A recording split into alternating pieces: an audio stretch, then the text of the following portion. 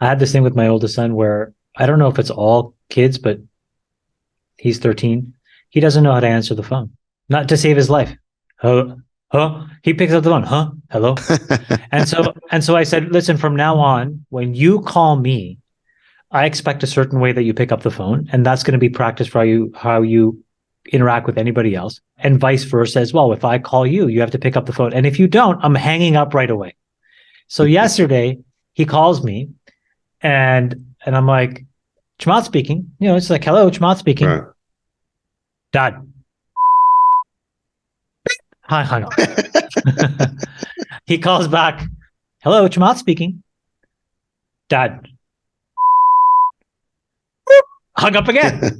We did this 3 more fucking times. And then finally I said, when will you get it through your head? Can you please just answer? Like if I say, hello, Chamath speaking, hey dad, it's your son. Or hey dad, it's and it's unbelievable. And he's like, well, none of my friends pick up the phone like this. And I'm like, oh my God, like, don't they think they need to have verbal communication skills? It's unbelievable. And then when I call him, he picks up the phone. Oh, what? Not even hello. What is that? It's like a grunt. It's minimal effort. It's like the minimum number of syllables. It's embarrassing. Are your kids like this? Or is it just my kid? Actually, I don't think I've heard him pick up the phone. I need to test that.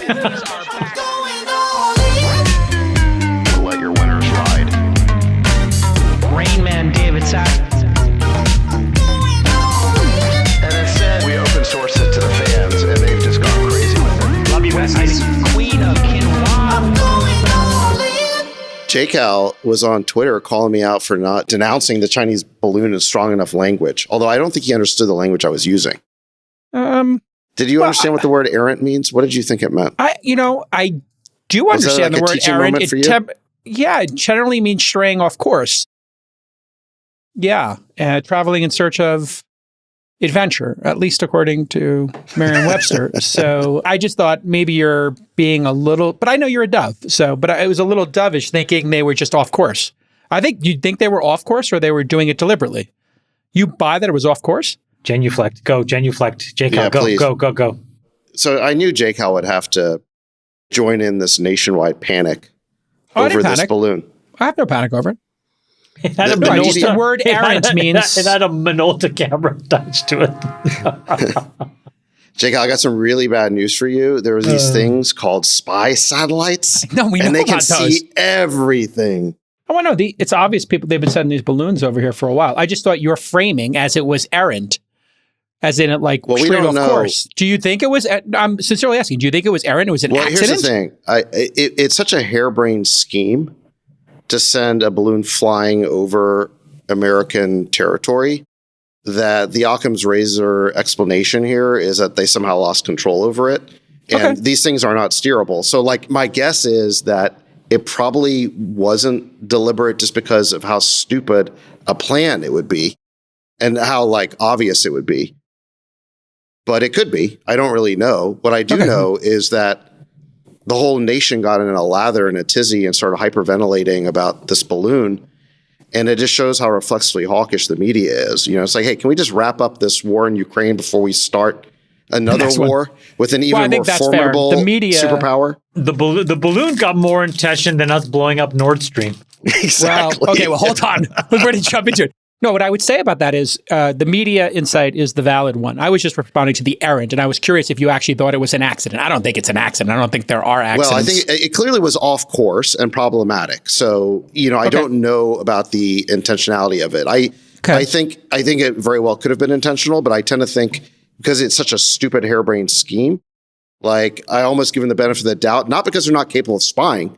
I'm sure Obviously they're spying on us. Sure. Obviously, they're spying on us. Just like we're spying on them. That's what we both do. But it seems like such a stupid way because you're going to get caught. It's a made-for-TV moment. You have to understand the nature of live television and why the media overreacted to it. It's ongoing. So because it's not final, it's like a live event occurring, like when kids are trapped in a mine. Those are the best stories for CNN because you can keep updating people and people keep turning the TV on to check on the status. So this one was just made for CNN because obviously we're going to shoot the thing down And obviously, you can interpret into it if it's an accident or not, and it just gives them something to talk about on a slow news week. But it is interesting. I think your point that is interesting is the Nordstream story correct or not? Why is that not being covered? It's not being covered because it's not an ongoing story. So that just shows you... No, I don't think that's right. I think it's not being covered because the mainstream media already took a side on this. Oh, so even more cynical, yeah. Okay. Well, it's not just cynical. So when Nordstream got blown up, the administration came racing out with the line that the Russians did it, that this was self-sabotage. And by the way, the media repeated this endlessly. This was the media line. And it never really made sense to anyone who's paying attention because, first of all, this was an economically vital asset to Russia. Second, it was their main source of leverage over Europe, was their control over the gas supply. So the idea that they would shoot themselves in the foot that way, just to somehow, show how crazy they are, it never really made sense to anyone who was paying attention. And the fact that the administration and the media so quickly raced to that conclusion suggested that it was maybe a cover story. Because if we had nothing to do with it, you would just be more neutral and say, yeah, we don't know what happened. But they had to promote this line that, the Russians did it, which just never made any sense. And now Cy Hirsch has come out with this story, so it laying out in great detail how we did it. It's not just saying we did it. It's laying out who did it and how and the steps and all that kind of stuff. And just so you guys understand who this guy is, he's this legendary Pulitzer Prize winning journalist. He's 86 years old or something like that now. But he broke during Vietnam, he broke the story of the My Lai massacre, which the military denied until he proved it. He broke the story during the Iraq War of the Abu Ghraib prison abuses, which again, the military denied until it was undeniable. He's Pulitzer winning is all you really need to know. Yeah, and here He's a Pulitzer winning journalist. Basically another covert military action. And look, we don't know for sure whether it's true or not, but it looks pretty bad.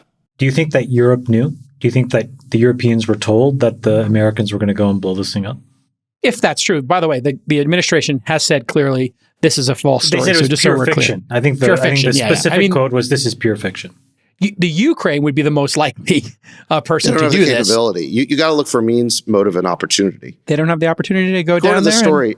I don't think the Ukrainians have the capability to do an undersea mission like that. Interesting. The Norwegians do, and the story maintained that we did it with them. The British do. The story didn't say whether they were involved or not.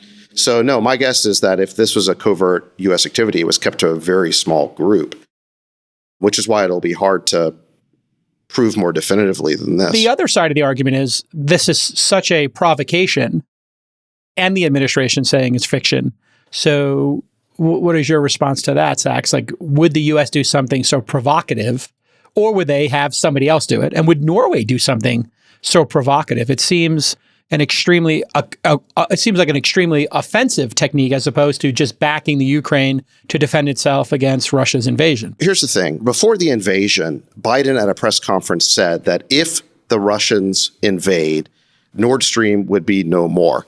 And they asked him, well, how can you make sure of that? That's a deal between Germany and Russia. We're not involved. And he said, we have ways. We have ways. Just trust me, it'll happen. Separately, Victoria Nuland, who's our Deputy Secretary of State, said something very similar about how we would stop Nordstream if the Russians invaded. And then after Nordstream got blown up, Blinken at a press conference said that this was a wonderful opportunity and was extolling all the benefits of this. And then Victoria Nuland at a congressional hearing said that I'm sure we're all very glad that it's a hunk of metal at the bottom of the sea, again, extolling all the benefits. And we've discussed the benefits on this program of now we've shifted the European dependence on Russian gas to a dependence on American gas. So the fact of the matter is the administration kind of telegraphed what they were going to do. They had the capability to do it, and they had the motive to do it. So it's certainly a plausible story. You're right that we can't know for sure. It's a single source story. You don't believe the administration. It's a single source story that depends on the credibility of Cy Hirsch. But as it stands right now, whose story do I think makes more sense? Probably Cy Hirsch's. You believe Cy Hirsch over the spokesperson for the CIA who wrote, the claim is completely and utterly false, just to be clear. Well, these same people denied Abu Ghraib. They denied My Lai. You believe that. They deny everything. Okay. Yeah. They deny that NATO expansion anything to do with the breakout of this war? Yeah, I mean, this is one of those situations where we can't possibly know. Yeah, you make a good point, J. Cal, which is this, if true, and look, I'm not saying I don't know if it's... You're leaning towards believing it. I lean towards thinking it's more plausible than not. Okay. Because also, like, who else could have done it? And who had the motive, means, and opportunity? But you make a great point, which is if we did it, it's an incredibly provocative act. It's basically perpetrating an act of war against a country that has thousands of nuclear weapons. Biden promised us at the beginning of this war that he would keep us out of being directly involved. So this would directly contradict what he said at the beginning of this war. So I think it's a very scary situation here. Yeah, no. And you've been if the US didn't do it, if the US didn't do it, like, why don't we find the real killer? Because I actually have this. I have the theory. Here's my theory. The CIA knew how to do it. Biden wants to do it. The Republicans want to do it. Obviously, the people who are the most pro stopping Nordstream have been the Republicans. They've led this charge even more than the Democrats. So it's a bipartisan issue. Stop Nordstream, bipartisan issue, hands down. I think the CIA probably knew how to do it. And just like we equipped the Ukraine to do it, we might have facilitated the Ukraine and a collaborator, UK, Norway, some freelancers. We have those freelance former Navy SEALs that operate. Perhaps the CIA just said to the Ukraine, here's a, black ops group.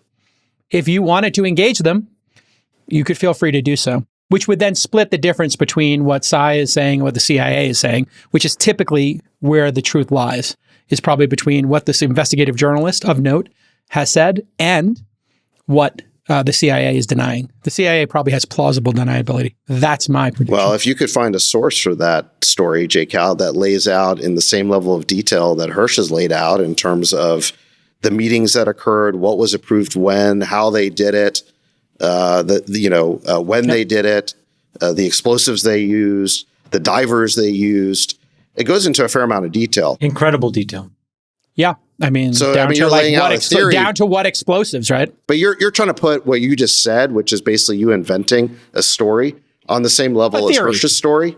Yeah, theory. Yeah, I understand. But he actually has a lot of detail in his story. Yeah, he had umpteen sources. There was a lot of people that were willing to tell this story. No, I don't think that's actually the case. I don't think he has umpteen sources. And there's no, on the record, there was one main source. There was one main source, but who provided a ton of detail. I don't know exactly how much he was able to directly corroborate with other sources. I don't know that. The other thing I wonder, Sachs, is with this one source story, he has a collaboration with the New Yorker, and anybody would, if this was a really well-sourced and you could back it up kind of story, they would love to have the ratings for this story. This is a blockbuster story. Or as happens a long time, which we learned, was it through the Valerie Plame affair, which is that these major news publications will sometimes have a back channel back to the national security apparatus when they have something like this.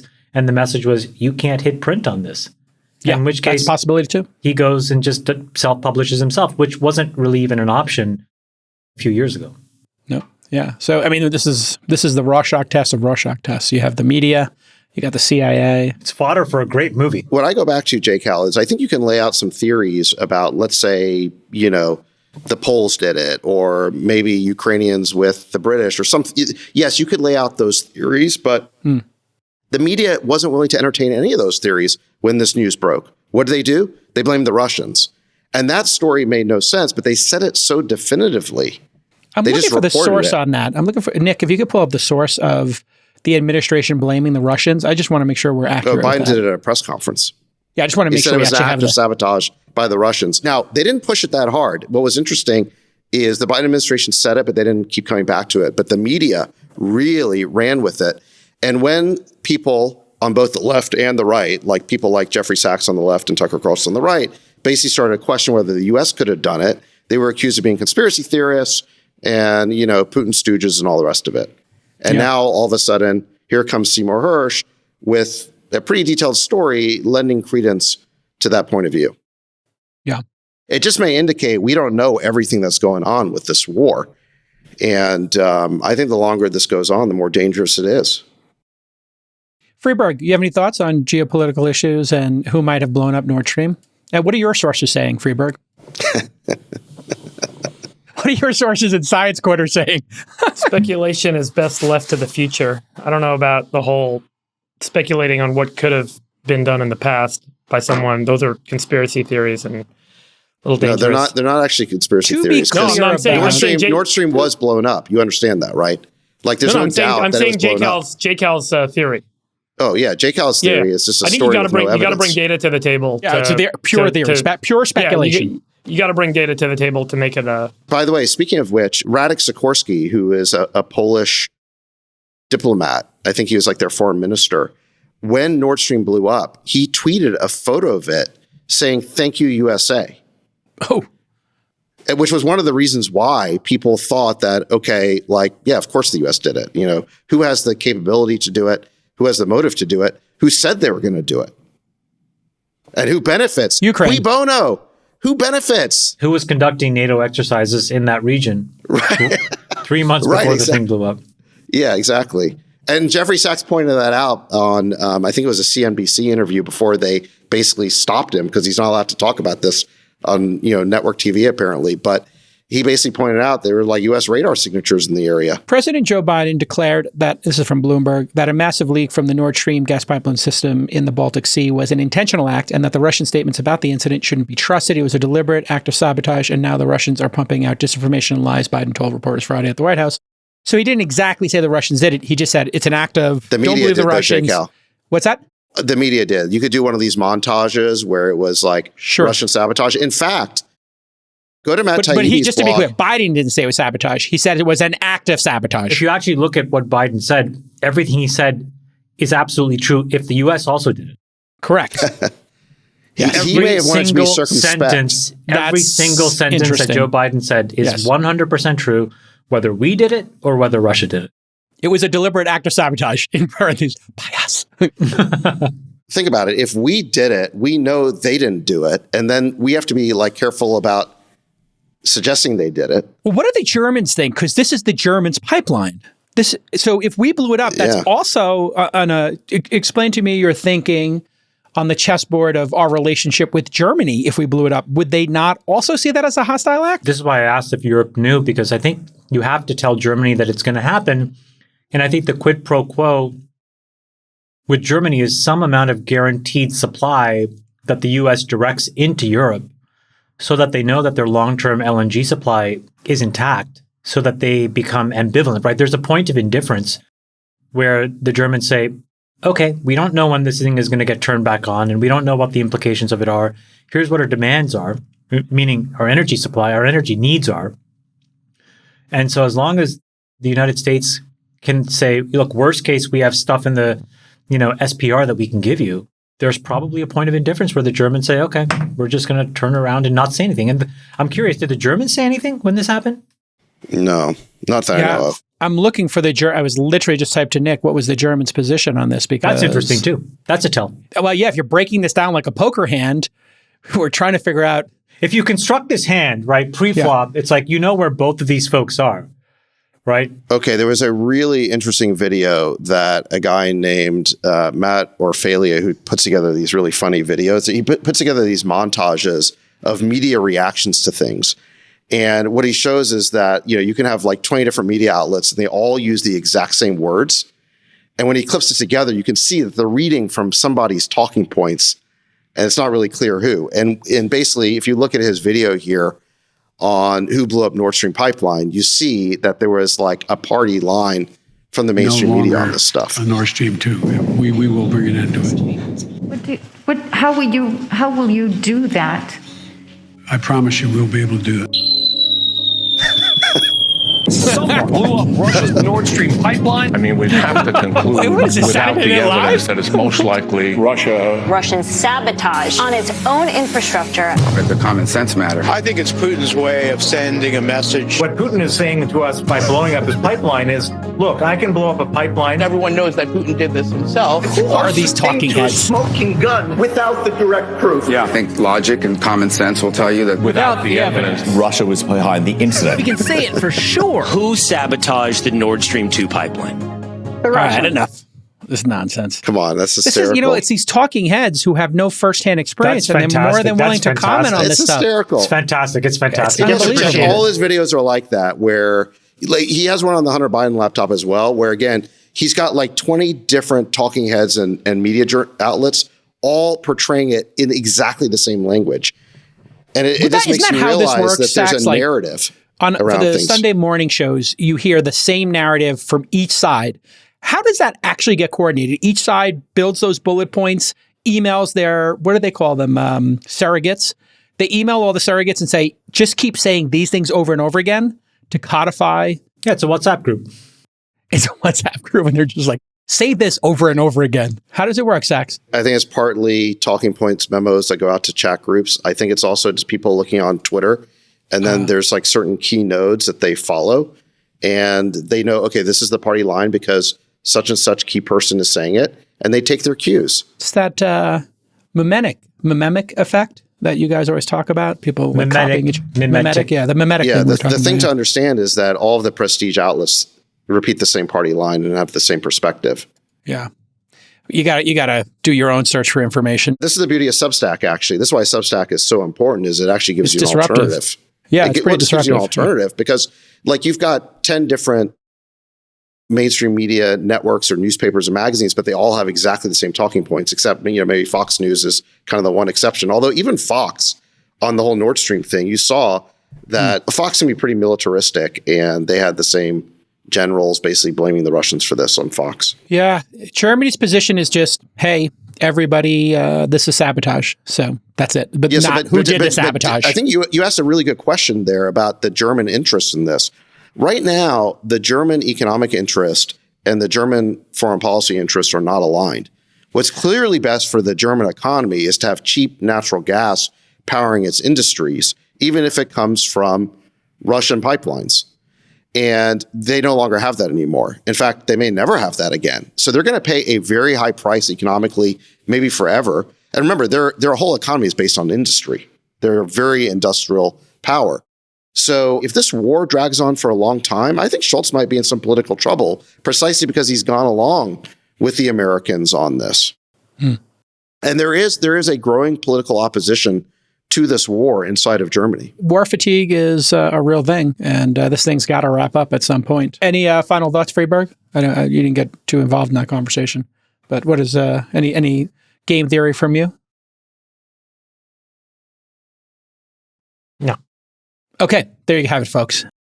Sultan of Science checking in. What's the problem? You don't want to criticize the establishment? Voting me, Sachs? It's very personal with Sachs. You predicted. Why don't you have my position on this? Is it because I'm trying to understand because I don't think anyone has. I'm not pro-establishment. I think you know that. I think I'm just analytical around the fact that I think there's a strong orientation towards conflict, and I think there still is. I don't think that there's much of an incentive or a motivation to back down because this conflict creates a significant amount of debt owed back to the U.S. It creates a potential future asset stream.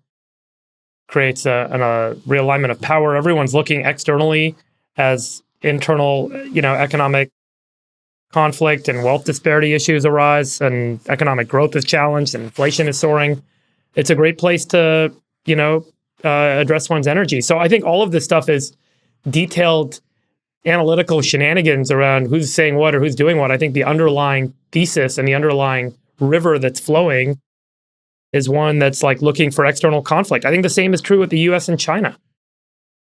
And you're talking about the military-industrial complex is going to benefit massively from this. The longer this drags out, the more the conflict in Taiwan heats up, the more we're going to invest in our military. We often talk about these things as if they're like top-down, like master plan driven. And as we all know, like they're more Ouija board driven.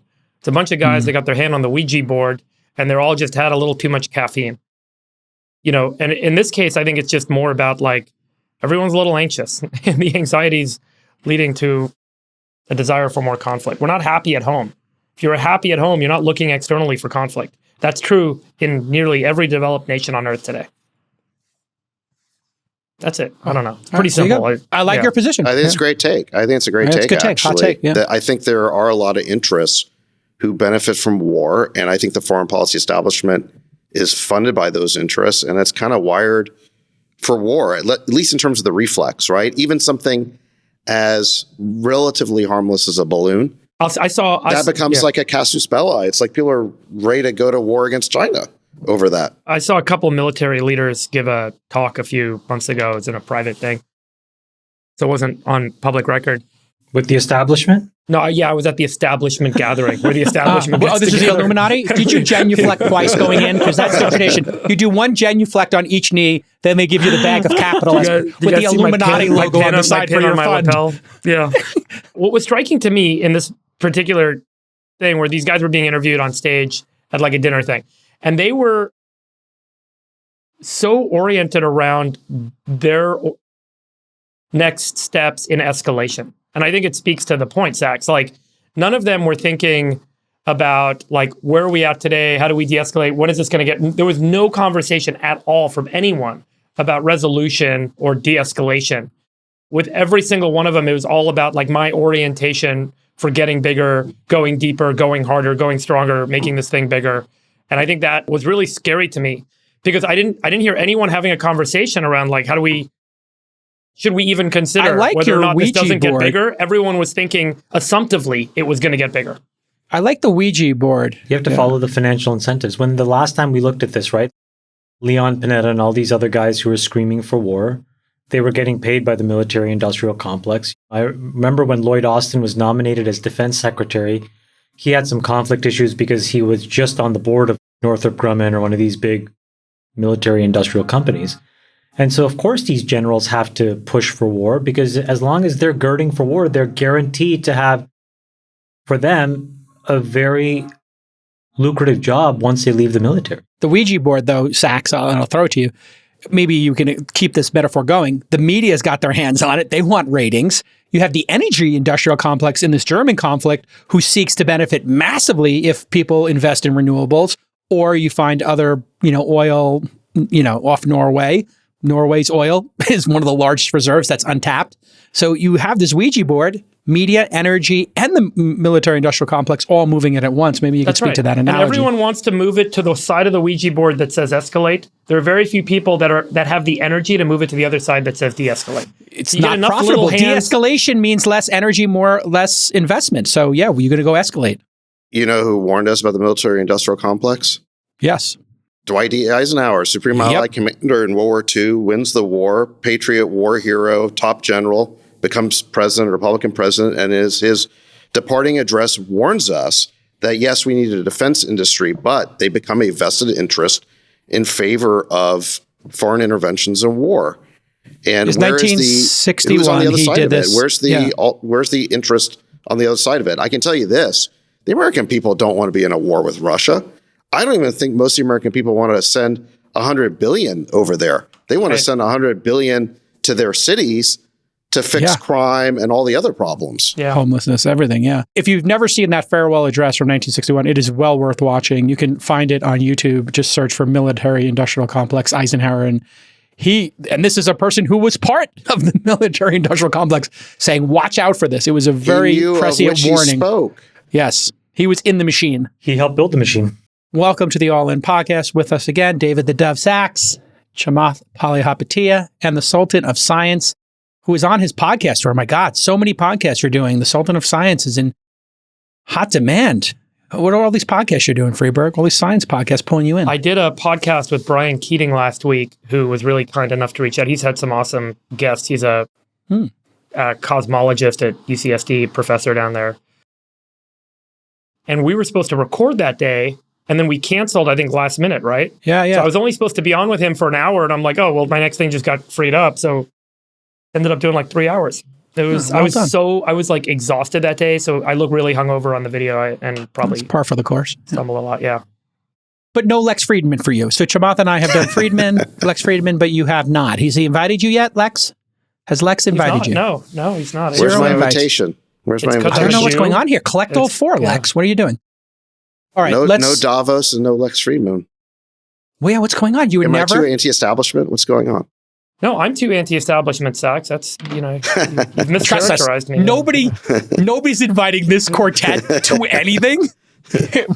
Full stop. We're not doing All In live from Davos. It's not happening, folks. Sorry, they don't want that heat. I agree. I'm with Groucho Marx. I don't want to be part of any club that would have me as a member. Absolutely. And they also don't want you there anyway. So it works out for everybody. It does fill me with like a rage where I actually might agree to doing the All In Summit again. Ooh, hey, nice. Ooh. By the way, proposal coming your way this weekend. If you want to really, really, really thumb your nose at the establishment. Yes, let's do it. Set it during the exact same dates and times as an establishment conference. Oh, the alt Davos? And then invite all the best guests so that they come to ours. Just a suggestion. Force them to choose all TED. TED's you know not relevant now. Vanity Fair does their new Davos. Establishment conference? You could call it the anti-establishment. Oh, that could be a tagline. Let's come up with a tagline that just tweaks everybody. And then we invite a list. We should create the anti-list. You know, they have their like establishment list. We should have the anti-list. That's a good point. Yeah. I like the anti-establishment. Start with them. I have a great Vanity Fair establishment thing story. Oh, good. I snuck on that list. They put me on that list a decade ago. Ooh, let's pull it. Let me find a link. Go on. Keep talking. And the most incredible thing about it is that when you go to the event, which was kind of a cool event, we all had photos taken by Annie Leibovitz. Oh. And I have a montage of some of the people that took photos that day. That's pretty cool. Me, Aaron Levy, Priscilla Chan, Bezos, a bunch of people. But I look like a total. I was about to say, is this before you had? This when you had the dad bod and no fashion sense? Yeah, it was like, yeah. Oh, look, he looks great. Here it is. I just being honest with you. Like, yes. Basically, I had no stylist. I had really a bad haircut. I was wearing shitty courtroom glasses. It was like a year or two post Facebook. It was not a good look for me. But that's not the. But that's not that bad. I'll show you the picture. Is that Tom Ford? That was your Tom Ford face. Tom Ford. That's definitely Tom Ford. But he's doing the jeans blazer thing, which is like a really tired look for a Silicon Valley. Pre-skinny jeans though. It's like a little loose. Pre-skinny jeans. Pretty sharp looking. That was it. That was in 2011. 2012. Not bad. That's not so bad. Just don't pull up the Chamath pictures when he's wearing like, oh my God, his Macy's shirt. If you do the Google search, you put the images before 2011, you will find Chamath photos. Dude, at Facebook, I wore the same thing every day for 5 years. It was brutal. oh my God. What is... That's also Tom Ford. We got to break this down. Yeah. See, this is when the sweater game was not tight. This is like sweater 1.0 game. I didn't know what I was doing back then. Stop. Take these pictures off, please. Look, and he's also got the watch subtly peeking out. This is back when he was like, I got a Rolex. Ooh. That's a Patek. Right. But anyways, yeah. Whatever. This is when the watches were only 5 figures. Out of 0. I don't know if that watch got to 6 figures. Or two. But yeah, same story. Same, Jake Al. Same. All right, well, listen. I got an Apple Watch and I'm going to upgrade. Oh, geez. Oh, that's the dad bod. There's the dad bod. Yeah. There's the dad vibes. Wow. That must have been from, Mayfield? 13, 14 years ago. Wow. God, you had no style. I really didn't. It was rough. I really did. Rough. I mean, don't pull up pictures of me. I was fat. Yeah. Pictures of me eating egg sandwiches all over the internet. Oh, yeah, chubby J Cal. Oh man, look at that face. There he is. Ooh, that's plus 20 pounds. Oy. Let's keep this going. Search wars. Microsoft versus Google. Okay, it's been a rough couple of days for Google. We've all seen it. Google and Microsoft both did live demos of their new generative AI, yada, yada, yada. You guys all know about ChatGPT. But now Bing is integrating it into their search engine, getting there before Google. And Microsoft CEO Satya Nadella, he is going ham. He looks great. He's fit. He's wearing a tight t-shirt. And he is saying he's going to make Google dance. Dance, Google, dance. He is getting up in their business. And listen, he is in a distant second place, so it makes sense. On the other hand, Google's AI demo was, frankly, a bit of a disaster, poorly received. Stock that dropped 12% since this event. And their presentation did not include the chatbot Bard in search because it wasn't working. It seems like there was an error in it when they said, what new discoveries from the James Webb Space Telescope can I tell my 9-year-old? And Bard answered that it took the first pictures of a planet outside Earth's solar system, which is false. Which, of course, we all know about ChatGPT. It's only right half the time, and it's a little woke on the margins. So anyway, there was a screenshot circulating today, which is probably false, but it says the following. Me and a bunch of coworkers were just laid off from Google for our AI demo going wrong. It was a team of 168 people who prepared the slides for the demo. All of us are out of jobs. I can't imagine that's real. But if it was, that would be a hardcore moment for Google to fire a bunch of people for screwing it up. Listen, you worked in the belly of the beast, Freeberg. What are your thoughts on Bing poking the tiger and telling Google, dance, Sundar, dance? What's interesting is Google's had like an incredible AI competency, particularly since they bought DeepMind. And it's been predominantly oriented towards kind of, internal problems. They demonstrated last year that their AI improved data center energy efficiency by 40%. They've used it for ad optimization, ad copy optimization, the YouTube follow video algorithm. So what video is suggested to you as your next video to watch, which massively increased YouTube hours watched per user, which massively increased YouTube revenue.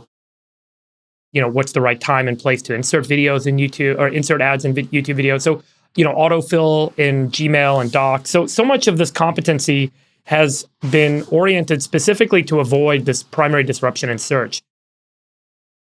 Obviously, now things have come to a bit of a point because, this alternative for search has been revealed in ChatGPT. And you guys can kind of think about search, and, we've used this term in the past. Larry and Sergey, the textbook that they read, one of the original textbooks that's used in internet search engine technology is called information retrieval. So information retrieval is this idea that how do you pull data from a static data set, and it involves scanning that data set or crawling it, and then creating an index against it, and then a ranking model for how do you pull stuff out of the index to present the results from the data that's available based on what it is you're querying for. And doing that all in 1/10 of a second. So, if you think about the information retrieval problem, you type in the data or some rough estimation of the data you want to pull up, and then a list is presented to you. And over time, Google realized, hey, we could show that data in smarter, quicker ways. Like if we can identify that you're looking for a very specific answer, we can reveal that answer in the one box, which is the thing that sits above the search results. Like if you said, what time is it? When does this movie show at this theater? So they can pull out the structured data and give you a very specific answer rather than a list from the database. And then over time, there were other kind of modalities for displaying data that it turns out were even better than the list, like maps or shopping, where you can kind of see a matrix of results, or YouTube, where you can see a longer form version of content. And so these different kind of information retrieval media were presented to you, and it really kind of changed the game and created much better user satisfaction in terms of getting what they were looking for. The challenge with this new modality is it's not really fully encompassing. So if you can kind of think about the human-computer interaction problem, you want to see flight times and airlines and the price of flights in a matrix. You don't necessarily want a text stream written to you to give you the answer that you're looking for, or you want to see a visual display of shopping results, or you do want to see a bunch of different people's commentary because you're looking for different points of view on a topic rather than just get an answer. But there are certainly a bunch of answer solutions for which ChatGPT type, natural language responsiveness becomes a fantastic and better mode to present answers to you than the matrix or the list or the ranking and so on. Now, the one thing that I think is worth noting, I did a back of the envelope analysis on the cost of doing this compared to ChatGPT. So Google makes about $3 per click. You can back into what their revenue per search is a bunch of different ways. One way is $3 per click, about a 3% click-through rate on ads. Some people estimate, this is about right, about 5 cents to 10 cents revenue per search done on Google, or anywhere from 1 cent to 10 cents, let's Even say. if they don't click the ads, because 1 out of 100 people click an ad, and that's where the money comes from. So let's just call it 5 cents, right? And you can assume a roughly 50% margin on that search, which means a 50% COGS, or cost of goods, or a cost to run that search and present those ads. So, right now, Google search costs them about, call it 2.5 cents per search to present the results. A recent estimate on running the GPT-3 model for ChatGPT is that each result takes about 30 cents of compute. So it's about an order of magnitude higher cost to run that search result than it is to do it through a traditional search query. Today. That's right. And so that's the point. Like, it has to come down by about an order of magnitude. Now, this then becomes a very deep technical discussion that I'm certainly not the expert, but there are a lot of great experts and there's great blogs and Substacks on this, on what's it going to take to get there, to get a 10x reduction in cost on running these models. And there's a lot related to kind of optimization on how you run them on a compute platform, the type of compute hardware that's being used, all the way down to the chips that are being used. So there's still quite a lot of work to go before this becomes truly economically competitive with Google. And that really matters, because if you get to the scale of Google, you're talking about spending $8 to $20 billion a quarter just to run search results and display them.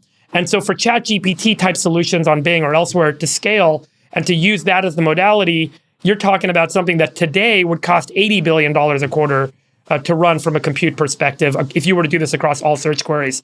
So it's certainly going to be a total game changer for a subset of search queries. But to make it economically work for these businesses, whether it's Bing or Google or others, there's a lot of work still to be done.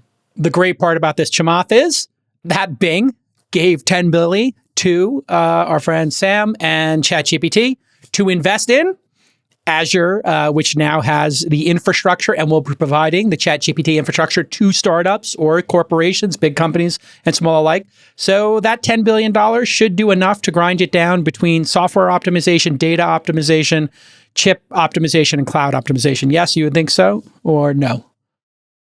The ability to run this at scale is going to happen because we're getting better and better at creating silicon that specializes in doing things in a massively parallelized way. And the cost of energy at the same time is getting cheaper and cheaper along with it. When you multiply these two things together, the effect of it is that you'll be able to run these models. The same output today will cost 1/10, as long as you ride the energy and compute curve for the next few years. So that's just going to naturally happen. I have two interesting takeaways.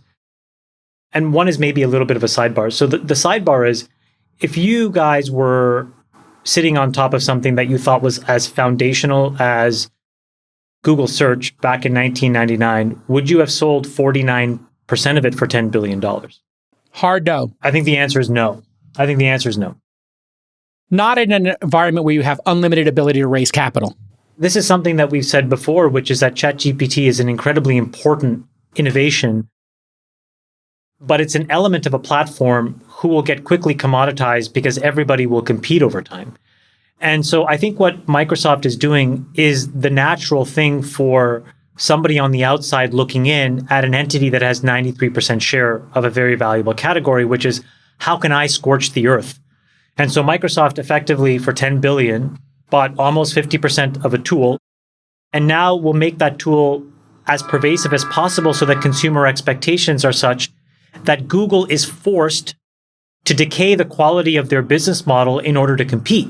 So that, as Friedberg said, you have to invest in all kinds of compute resources that today are still somewhat expensive. And that will flow into the P&L.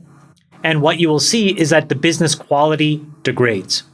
And this is why when Google did the demo of Bard, the first thing that happened was a stock went off 500 basis points. They lopped off $100 billion of the market cap, mostly in reaction to, oh my God, this is not good for the long-term business. Explain why it's not good for the long-term business on a mechanical basis. When you get an answer, you don't have to click the links? No, right now, if you look at Google's business, they have the best business model ever invented on earth ever for a profit company. It just rains money. This is a business that this year will do almost $100 billion of free cash flow. It's a business that has to find ways, and we kind of joke, but they have to find ways to spend money. Otherwise, they'd be showing probably 50 or 60% EBITDA margins, and people would wonder, hey, wait a minute, you can't let something like this go unattended. So they try to do a lot more things to make that core treasure look not as incredible as it is. They have $120 billion of cash. This is a business that's just an absolute juggernaut, and they have 10 times as many employees as they need to run the core business. I don't know what that is, but my point is that it's an incredible business. So that business will get worse if Microsoft takes a few hundred basis points of share, if Meta takes a few hundred basis points of share, if Tencent does, if a few startups do. Quora, by the way, launched something called Poe, which I was experimenting and playing around with last weekend. If you add it all up, what Satya said is true, which is even if all we do collectively as an industry is take 500 or 600 basis points of share away from Google, it doesn't create that much incremental cost for us, but it does create enormous headwinds and pressure for Google with respect to how they're valued and how they will have to get revalued. And that's what happened. So the last thing I'll say is the question that I've been thinking about is what does Sundar do? Right? So what's the countermeasure?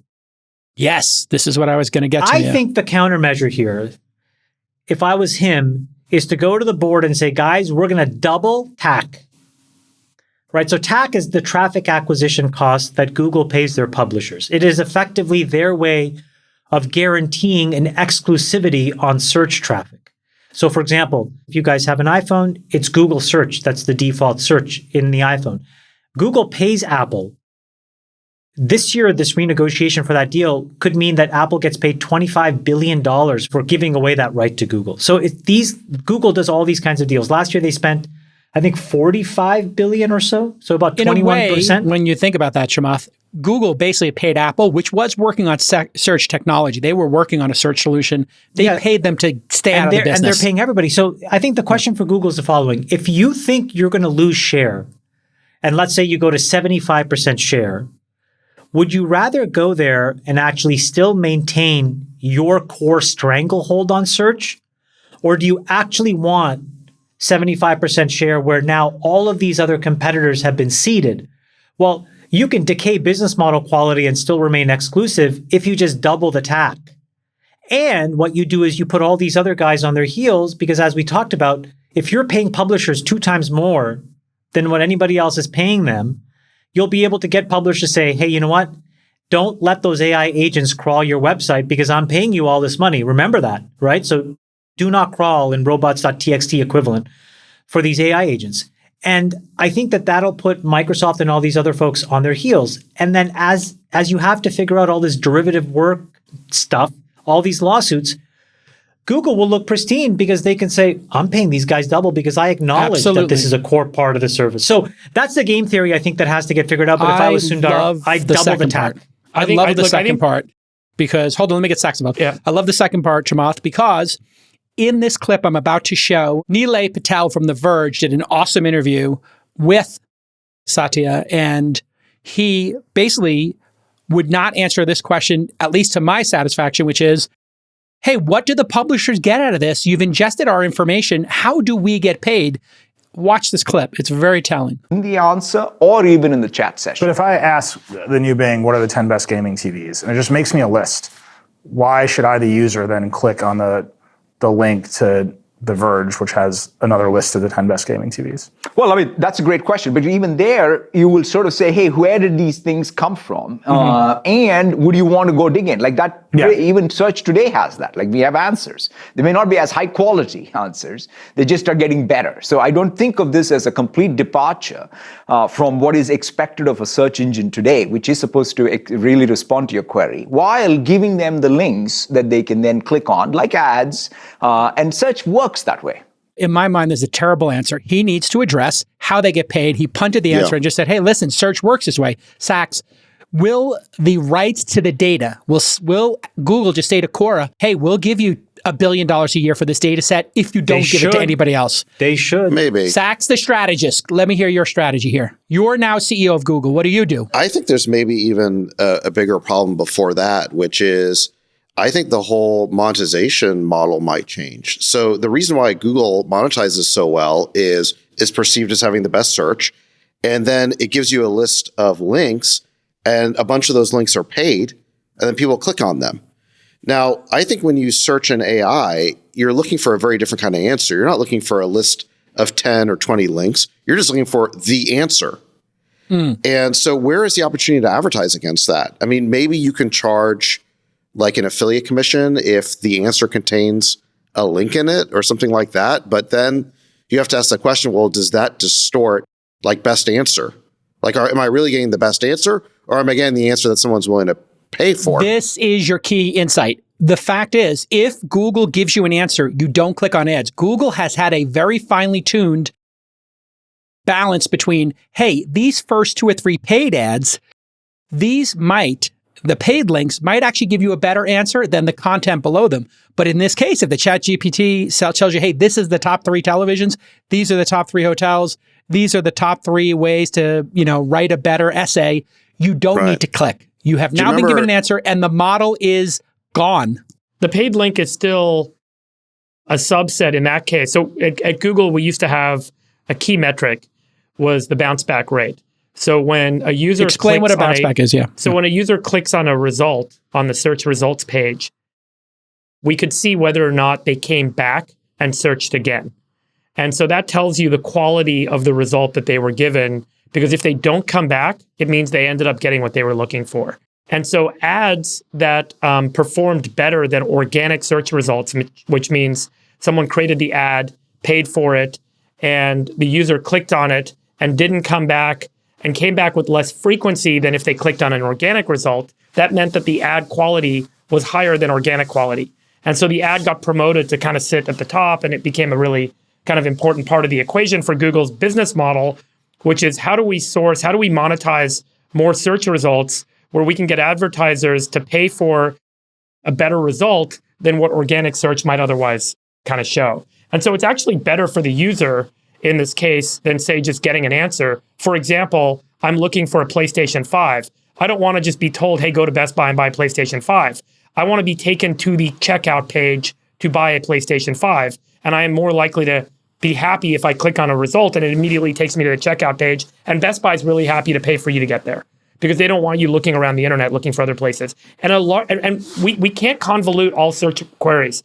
Not all search queries are, hey, what's the best dog to get to not pee on the floor, or whatever kind of arbitrary question you might have that you're doing research on. Many search queries are commerce intention related. I want to buy a flight to go somewhere. I want to book a hotel to go somewhere. I want to buy a video game system, etc. That series of queries may have a very different kind of modality in terms of what's the right interface versus the ChatGPT interface, where, there's a lot of kind of organic results that people sift on the internet for today.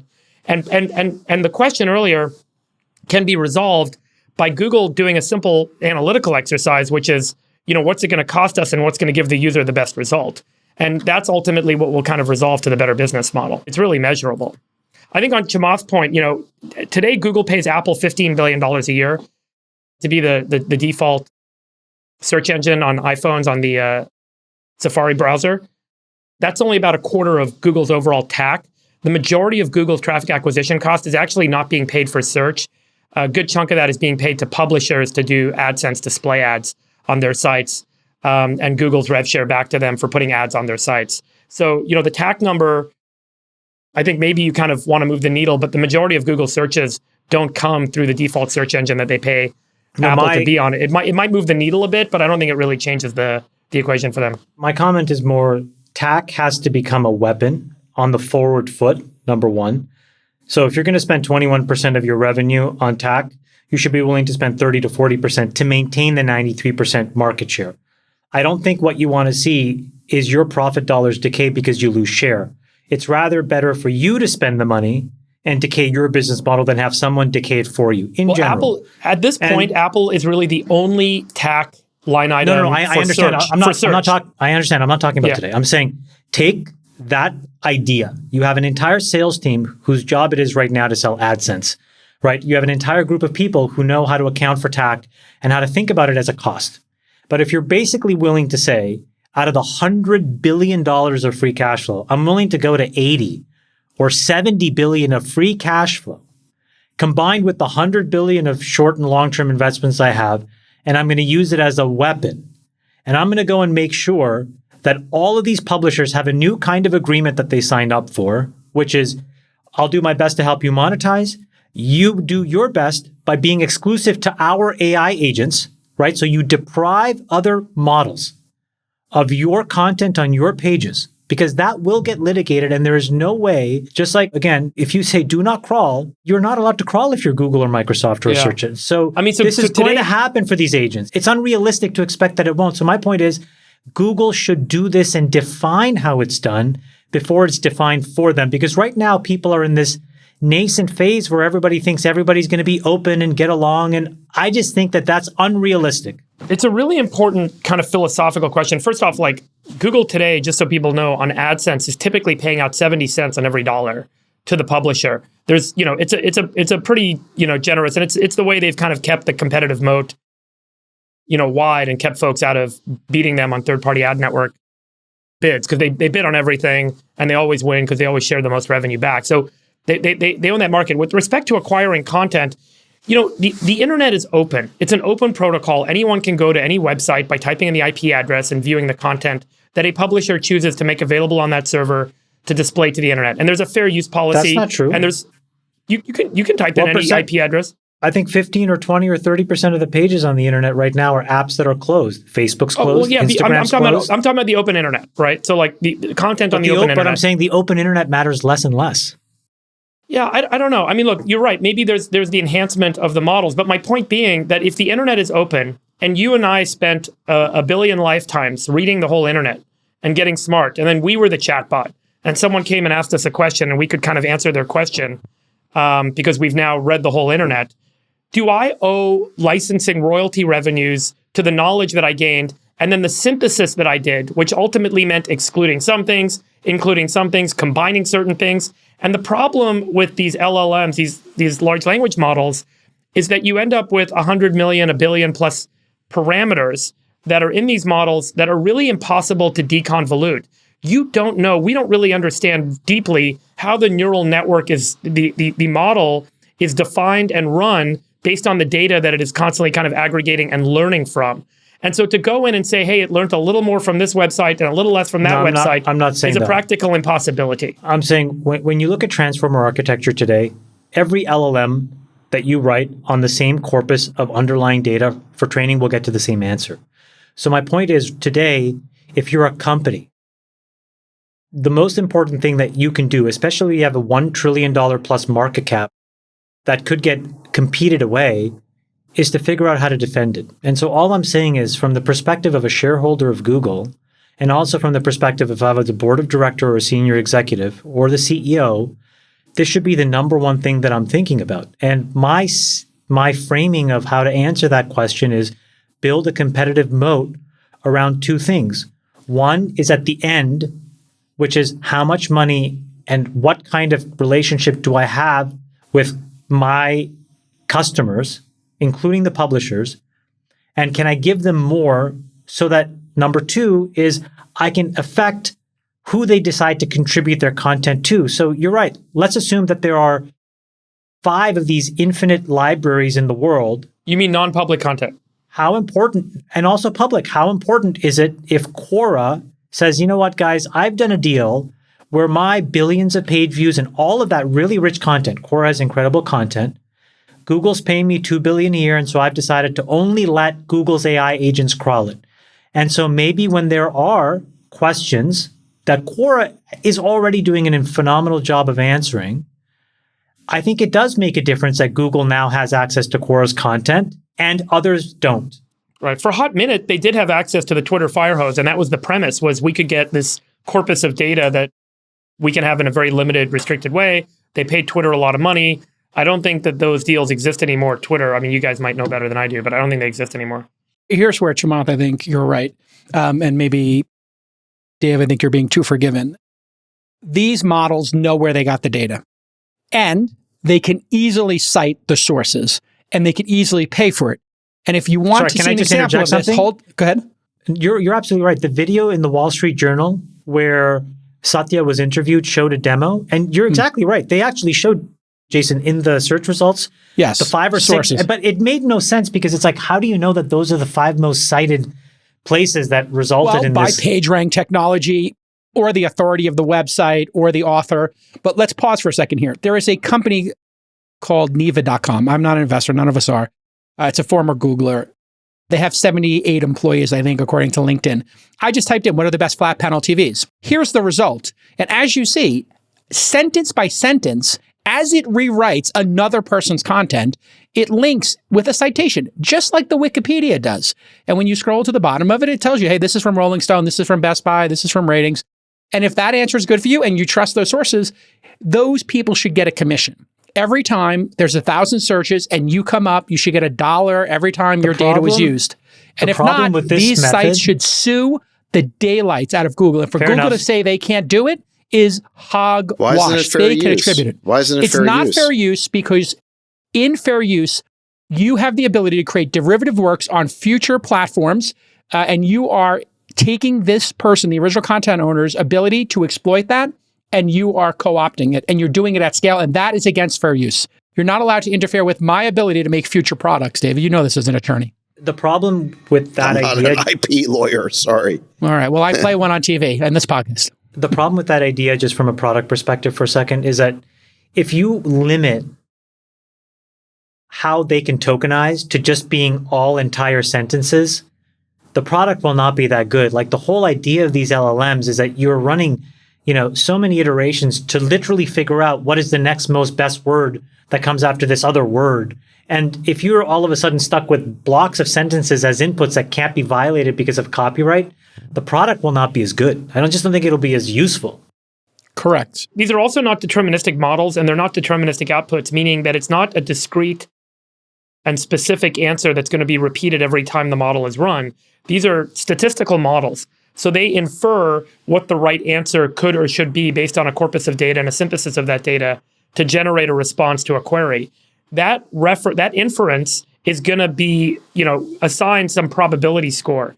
And so the model will resolve to something that it thinks is high probability, but it could also kind of say, hey, there's a chance that this is the better answer, this is the better answer, and so on. And so when you have, like you have in the internet, competing data, competing points of view, competing opinions, the model is synthesizing all these different opinions and doing what Google search engine historically has done well, which is trying to rank them and figure out which ones are better than others. And that's a very dynamic process. And so if as part of that ingest process, one is using some openly readable data set, that doesn't necessarily mean that that data set is improving the quality of the output or is necessarily the answer from the output.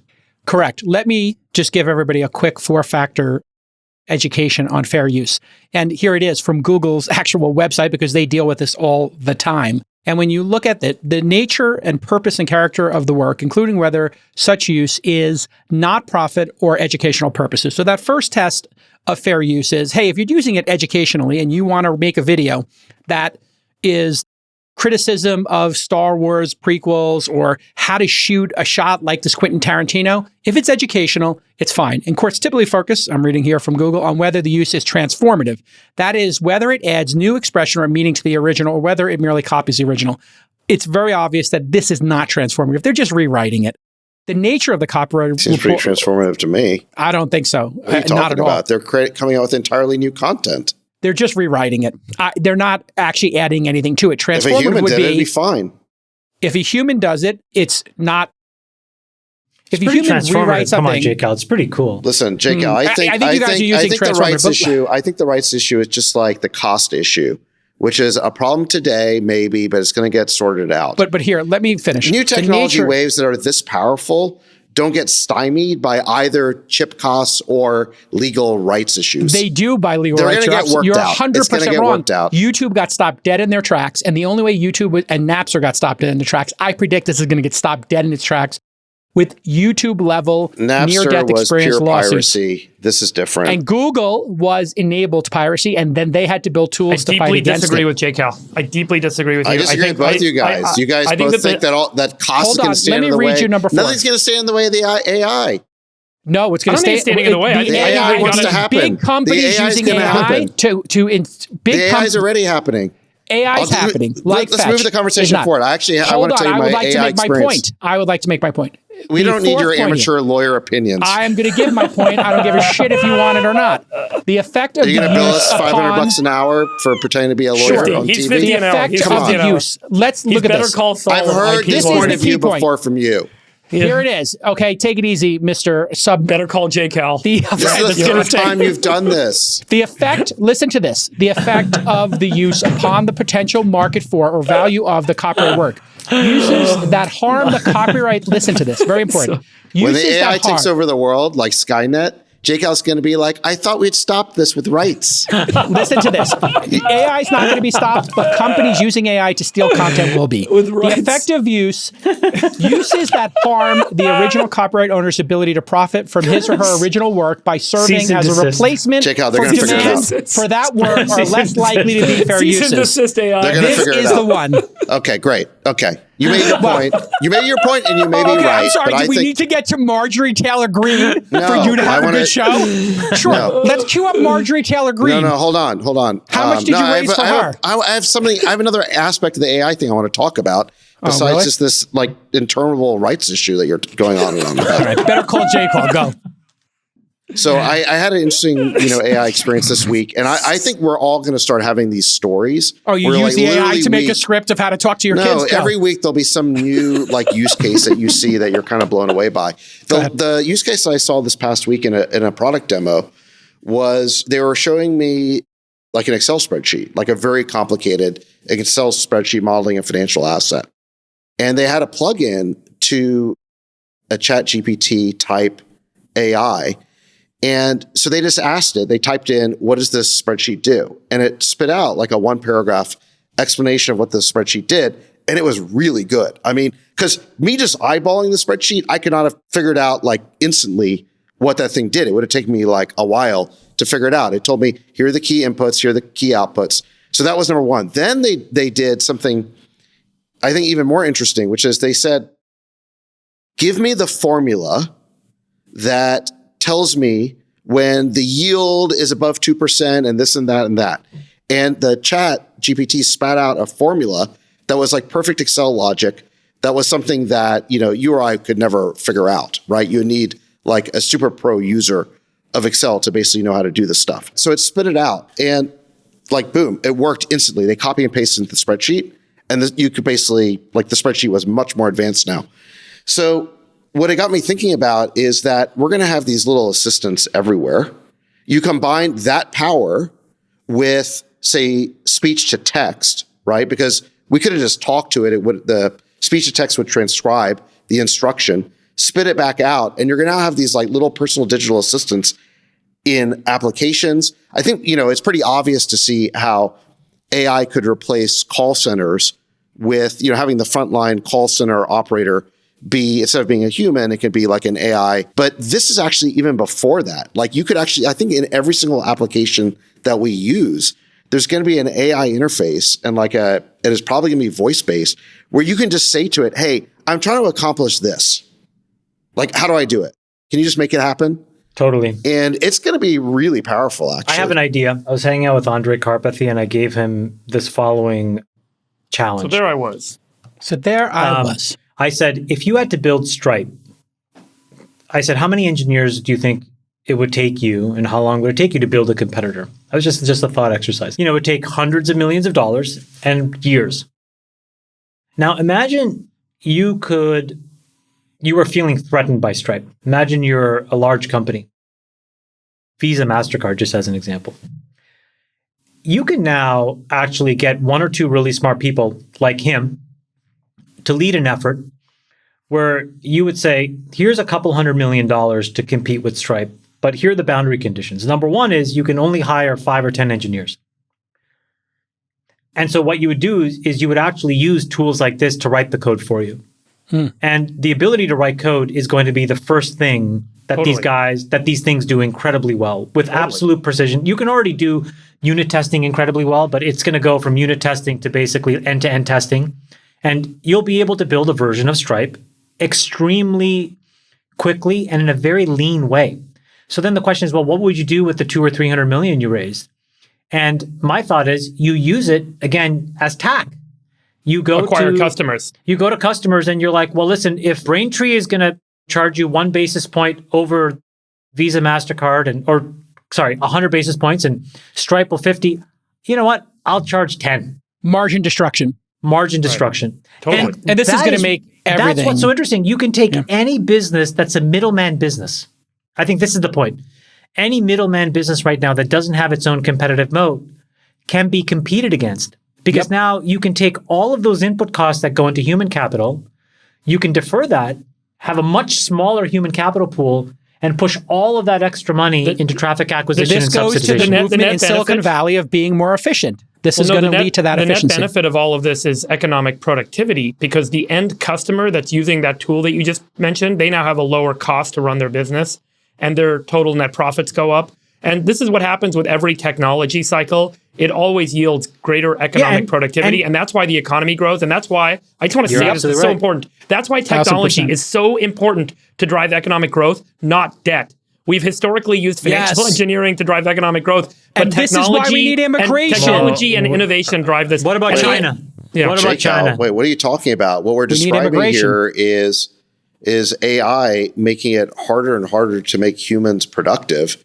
So you want to bring in millions it's more productivity per human of labor. Yeah, one human can do the coding that 20 humans would do before. Assuming they're skilled enough to use the AI. Guys, go back to like traditional chat capitalism. Prompts are easier than programming. Go back to traditional capitalism for a second. So go back, because the Stripe example is another good one. So if you have this business model, right, how does the ecosystem get efficient, right? How do we create more opportunity, to use Friedberg's language? Well, the only way that it really happens, how does costs go down, is that certain entities become big enough that they can drive the prices down, right? An Uber, a DoorDash, or whomever says, yes, I need payments capability, so Braintree, give me your best bid. Checkout.com, give me your best bid. Adyen, give me your best bid. Stripe, give me your best bid. You compete it down, right? Amazon comes in. Walmart comes in. They do it in physical CPG goods. They do it online. They do it for all kinds of technologies. But you've never had an internal form that can create hyper efficiency and basically create customer value like this thing can, because this thing can allow Let me show you an example. Jillion 10-person companies to get created that can do the work of 10,000 people. That's so cool. Hold on. Let me show you two things. These are two aha moments I had this week. This first one is called Galileo AI. It was just a tweet. You describe the design of an app. And here they say an onboarding screen of a dog walking app. Incredible. And you type that in and it gives you a welcome screen.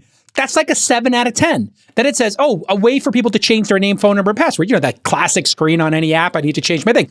Boom, it gives you that. Well, then at the same time that people are making text to UX, user interface, beautiful here, this stuff will get dumped into Figma. But then there's GitHub Copilot, which if you haven't seen, we all know it here.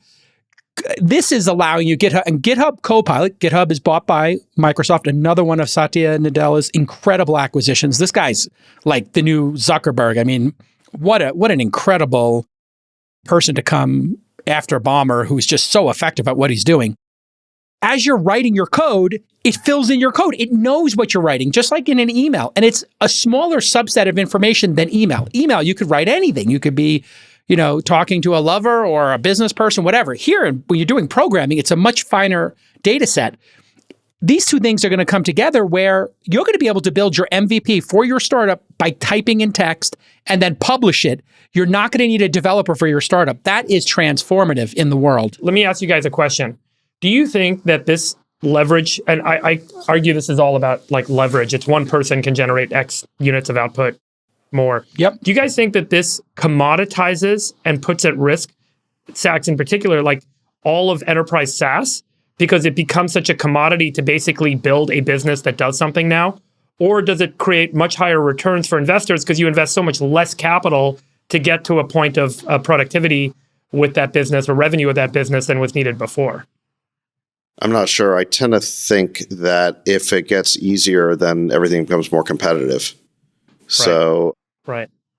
I don't know, but so value gets competed away. By the way, I would slightly disagree with the characterization. Does this scare you as an investor? I don't know. I mean, for example, in that demo we just saw, what does the AI do? It exports the new design assets to Figma format because that's the standard. It just makes you faster. So if you can create a SaaS product that becomes a standard, everyone's still going to want to use it. And there's like really good reasons for that. So I don't know. I don't think business software is going away. I also don't think that like you're not going to need to hire engineers because Copilot's just going to do it for you. I think what Copilot will do is make your typical engineer more productive. Right. Yes. They had some graphs around how like Copilot reduced coding time by 50%. Right. So I think you'll be able to get a lot more out of your developers. I think that's sort of the key is a lot of the drudgery work gets taken care of. The answer, Freeberg, to your question is, I think more startups, more niche startups will make better products, and then you'll just have many more folks like making SaaS for dentists, making SaaS. Are those venture? Sure. They don't get big enough, right? I mean, in that case, entry price matters. It'll be poorer returns. Well, entry price matters too. If you're investing at $5 million, like I do in companies when they're just on napkins and back of envelope, there's plenty of room. If you have a $200 million exit, that's a 40x. But there could be a lot of new categories too, like a lot of new categories. There could be a lot of traditional industries. There's a lot of traditional industries that get disrupted. Like we're thinking about just software displacing software. It could be software displacing like industries that aren't even software video yet. games. I think the entire video game industry is going to get completely rewritten with AI because you're not going to have a publisher anymore that makes one game that everyone consumes. You're going to have tools that everyone creates and consumes their own game. You guys want to watch this cool clip? It's 58 seconds long. Go ahead. This is a music clip day here on All In. But I thought it was really cool. Is this AI turning you into Eminem? This is what the world's waiting for. I hope it's you doing an Eminem song. It's not me. I'm naturally Eminem-like, but this is a... Only in your anger. This is the future rave sound. I'm getting lost in an underground. This is the future rave sound. I'm getting lost in an underground. Is that Eminem? It's David Guetta. And David Guetta playing Eminem, a track with Eminem's voice, right? And the track just became hugely viral. Something that I made as a joke, and it works so good, I could not believe it. I discovered those websites that are about AI. Basically, you can write lyrics in the style of any artist you like. So I typed, write a verse in the style of Eminem about future rave. And I went to another AI website that can recreate the voice. I put the text in that and I played the record and people went nuts. All right, that is nuts. It's nuts. And the crowd went wild for it. Awesome. So awesome. Here it is, folks. Whoever makes the best Friedberg Eminem hybrid rap with David Sachs as the hype man's getting a free VIP ticket to All In Summit 2023. I think we need an AI performance at All In Summit 2023. 1,000%. You and I are so in sync these days, Friedberg. There are going to be a lot of interesting mashups that get created. Like, for example, you'd be able to create a movie where, let's say you want to make a Western and you want John Wayne to star in it. I mean, you obviously get the rights from the let's say Wayne you want to make it. But no actor ever goes away. You could there's going to be a database of all of them. But if you wanted to make it's going to be better. You're going to be writing the script. As you write the script, the AI is going to be showing you that scene in real time. And you don't have to publish it, right? Cloudy that's day, the point. Rainy day. It'll just change in real time. I think about what they do for Star Wars. Just like Instagram, just like Instagram and just like Instagram and TikTok basically democratize like everyone's ability to create and publish content. This takes it to a whole nother level where the monopoly that big production houses have because they have the big budget so they can afford to make a big movie. If that cost of making a $10 million movie goes to $10,000 or $1,000 of compute time, anyone sitting in their studio in a basement can start to make a movie. And it really changes the landscape for all media, not just movies, music, video games, and ultimately the consumers themselves can create stuff for their own enjoyment, and maybe the best of those products win. You nailed it. But having each individual create their own content. Maybe the industry would just become a lot more like the music industry. I mean, remember, anyone can really create a song now. And they do, and people do go viral on TikTok. Then they upload it on DistroKid, and it's on Spotify. Did you guys see this article in the New York Times that was kind of throwing some shade at the CEO of Goldman Sachs, David Solomon? Yes, as a DJ. I did see the headline. He looked great in the picture, but I didn't read it because I figured it's hate. They were talking about his side gig as being a DJ, but specifically they called out a potential conflict of interest. And it's related to this because I guess he had gotten a license to a Whitney Houston song and he remixed it and released it on Spotify. And her biopic is about to come out. And they thought that there could be this perceived conflict because Goldman works on behalf of the publishing company. And my thought was along the lines of what you guys said, like, why is this a story? Meaning David Solomon should be able to go to any website, license the song, make it, and then submit it back to them for them to approve. Because the quote in here that matters is the company that licensed it said, we are in the business of making sure this body of music stays relevant. So obviously you want Whitney Houston songs, Michael Jackson songs, you want John Wayne. You want these people to live on in culture because it's part of our culture. Look at this subhead. David Solomon brushes off DJing. The better way to maximize it would be like this. Go and use it, create a derivative work, let us see it if we like it. So like Guetta should be able to just give that back to Eminem. If Eminem's cool with it, he should be able to ship it and just be done. What a non-story. Like the New York Times is just so anti-billionaire. Non-story. So dumb. David Solomon brushes off DJing as a minor hobby that has little to do with his work at the bank, but his activities may pose potential conflicts of interest. It's like, what are they writing about? Is there not something more important than this? Do we think that David Solomon or any CEO of any major bank on Wall Street would put their job at risk running one of the 20 or 30 most important institutions in the financial architecture of the world to license a Whitney Houston song that they can play at Coachella? I mean, does that pass the smell test? No. and just for the record, iconoclastic David Solomon, you're going to be doing the opening night DJ set for All in Summit 2023. The grift is on. Let's get him. He's booked. If the New York Times hates him, you got anybody the New York Times hates on, you got a slot. That's it. That'll be our lens here. Dave Chappelle. Dave Chappelle for sure. 1000%. I mean, he looks good. It looks like he's living his best life. It's a finance nerd. Does this just like offend them somehow? It just like offends them that a corporate CEO could. Well, that anybody's happy. Well, I think it's kind of cool. This guy, punk rock. DJs. Yeah. Let him do his thing. I've always wanted to be a DJ. Yeah. Oh, DJ Polyhopatia. Spin the 1 and 2s. You could be DJ one night at the All In 2023 after party, and we'll use AI to help you out. VIP. Sadly, when I should have been learning how to DJ, I was playing the violin. You should get up there and Urkel your violin under a DJ set. That would be next I played violin level. for 10 years. We can play a duet together. I played for 14 years banjo in an orchestra. I played in an orchestra. Oh my God, I never knew this. Never again. This is all kind of revelations happening here. By the way, here was my most, pull up that first ChatGPT I gave you. This was an aha moment. Me and Sax were doing our weekly mastermind group. Sax and I get together. We kind of like co-mentor each other. Here was something that blew us away during our mastermind group. This was a ChatGPT. I did this one because I was trying to figure this out. How do I make my spouse and kids feel heard? And then ChatGPT gave us a great one. Give them your full attention. Number 2, empathize. Number 3, validate their feelings. There you have it, Sax. Just put that into your subroutine. Hey, Jack, let me use this as an example. So that's obviously the aggregation and synthesis of lots of different self-help websites. How do you describe attribution of that answer to a particular content publisher? Honestly, serious question. Fair use, derivative work.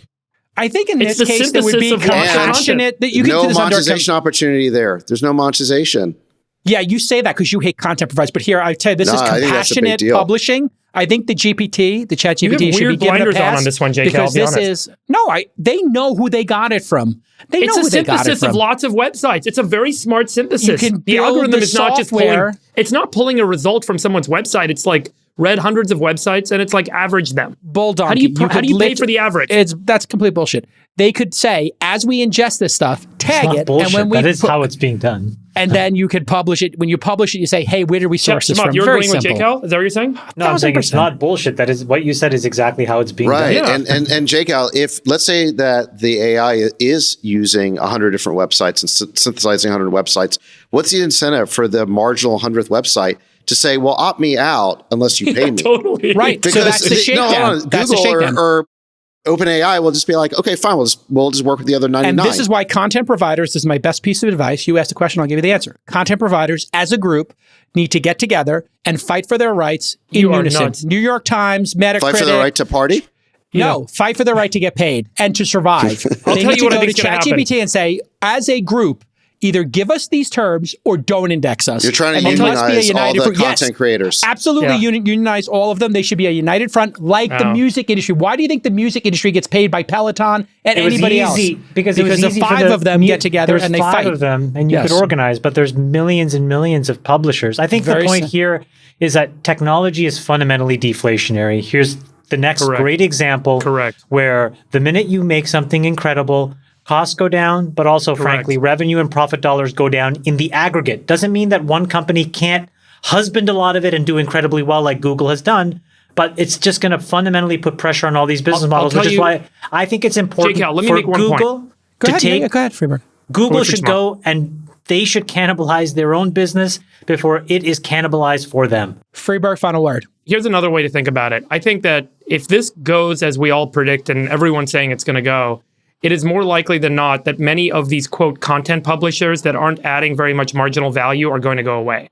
That you could see the number of content sites offering self-help advice and how to do this and how to do that, 95% of them go away because all of that work gets aggregated and synthesized and presented in a really simple, easy user interface that makes them completely oblivious. And I'm not discrediting the value that many content publishers provide, but the the requisite at that point to be valued as a, quote, novel content producer is going to go way up.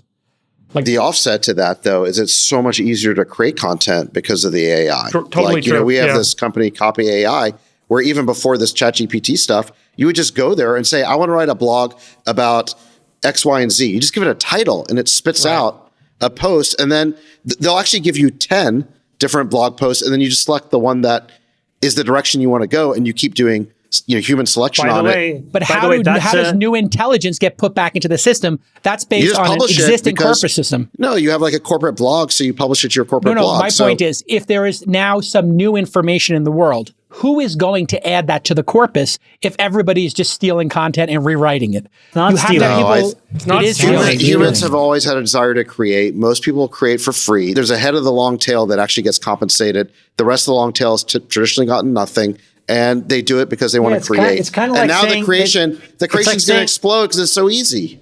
Beethoven listened to Haydn, and then Beethoven wrote novel symphonies, and his symphonies were incredible, and he built on the experience of listening to Haydn. The same is true of how content is going to evolve, and it's going to evolve in a faster way because of AI. And this content is not just being retrieved and reproduced; it's being, synthesized and aggregated and represented in a novel way. By the way, I'd like to say hold on. I want to answer that. I want to answer that, please. If ChatGPT takes a Yelp review and a Condé Nast Traveler review, and they represent it based on the best content that's out there that they've already ranked because they have that algorithm with PageRank or Bing's ranking engine, and then they republish it, and then that jeopardizes those businesses, that is profoundly unfair and not what we want for society. And they are interfering with their ability to leverage their own content. It is profoundly unfair, and those magazines and newspapers need to... What's that? You're going to get steamrolled. It's possible. YouTube is a great example. YouTube was going to get shut down. Sequoia and the YouTube founders sold it to Google because they were so scared of the Viacom lawsuit and how well it was working against them. They thought this business will never fly if we don't have a big partner like YouTube, like Google, to support the lawsuit. They won the lawsuit, or they settled it, because they were able to do Content ID and allow content creators. The only reason YouTube exists is hold on, let me finish. Is because they let content creators watermark and find their stolen content and then claim it. And when they claim the stolen content, they were able to monetize it. That's what's going to happen here. There'll be a settlement where they are going to be able to claim their content. I will bet any amount against your premonition here, J. Cal. This is like the opposite of Nostradamus. Propose a bet. You've seen these AIs that generate images, right? Like Stable Diffusion and like Wall-E or whatever. You literally just tell it, I want this image in this style, and boom, it's done. And it would take an artist weeks to produce that. And you can do it in 5 seconds. And you could tell the AI, give me 20 of those. And then you just keep iterating. And in 5 minutes, you've got something mind-blowing. So the fact that it's so much easier to create content, you can do the same thing with the written word. The people who need to be compensated, J-Cal, if they don't get what they want, they may just go away, but there'll be 10 times or 100 times more people waiting in ways to replace them. Here's how wrong you are. Thank you for bringing up this example so that I can prove how wrong you are. Getty Images is suing Stable Diffusion at the moment. Here is what the dipshits at Stable Diffusion did. They trained their AI on Getty Images with the watermarks on them, and they've been busted, and they are dead to rights now, and they are going to pay $100 million or more to Getty Images for stealing their content and allowing it to be republished in a commercial setting. Those images don't look too good to me. Over time, this will get resolved, J-Cal. Stable Diffusion copied the Getty image watermark and put it on a reproduced work. Okay. I think Stable Diffusion's bigger problem is they can't do noses and ears and eyelids. That looks like the bigger problem to me. Anyway, shout out to Stable Diffusion for stealing Getty image content. So funny. Just wholesale. By the way, Mozart influenced by Haydn, not Beethoven. Sorry. By the way, there's a really interesting topic about AI that we don't have time to get to this week, but I think we should put it on the docket for next week, which is should AIs be trained to lie? Super important. Because that's happening right now. Yeah. And or have opinions. The last thing I'll say on this, from my perspective, maybe we can jump on after this is the best thing that could happen for all of the monopolists in technology, because Microsoft taking 500 or 600 basis points of share is the best way to ensure that the FTC has zero credibility in going after Google or anybody else in tech. Right. All of those things I think are DOA. So in some ways, actually, Google leaking 5 or 6% of the market share is a really good thing, because the FTC is rendered toothless in making any assuming claim they understand that. That's such a good point. I mean, it's kind of a good news, bad news scenario with this whole thing. The good news is that the Google monopoly has finally been cracked. The bad news is that it's Microsoft, an even bigger monopoly. That's the one that's done it. But it just shows like how vulnerable all these big tech companies are. TBD. Yeah, TBD. And they may all end up competing with each other. What's great is everyone's got a tactical nuclear weapon now, and we don't know where it's going to get pointed and who's going to set it off and where. And like the weaponry has completely changed. Yeah, the weaponry totally changed. And to prove how wrong you guys are, here is the Verge. Here we go. How many times have you said we're wrong? Here's the other lawsuit. Open source writers. Nick, are you feeding him this nonsense? No, is that what's going on? I've been tracking this. You people haven't. You guys need to watch what's happening right now. Copilot, GitHub, ChatGPT, and Microsoft are being sued by developers because Copilot was built off of stolen content. These lawsuits are just beginning, and so it's going to result in licensing fees. This will be a transitory effect, and it won't change the dynamics of where this is going over the long term. It changed the dynamics of YouTube in the long term, so let's keep going. I don't know. They're doing pretty good. We have a portfolio company called SourceGraph, which is building Why don't you just put your AI. Logo page up if you're going to go through the whole portfolio? And no, they're building something similar, but it's opt-in. You just opt into you just get all your customers to opt into it. Okay, which none of these people did. Okay, let's move on to State of the Union. What do you want to move on? You want to do the crackdown? You want to do the Twitter execs? I think Sachs's point about AI ethics State of the Union would be a great chat. Let's talk about it next week, though. I think it deserves more time. The State of the Union, I don't know about you guys, but I found it one of the more profoundly disappointing, saddening States of the Union I've ever seen. Why? Unpack that. Why?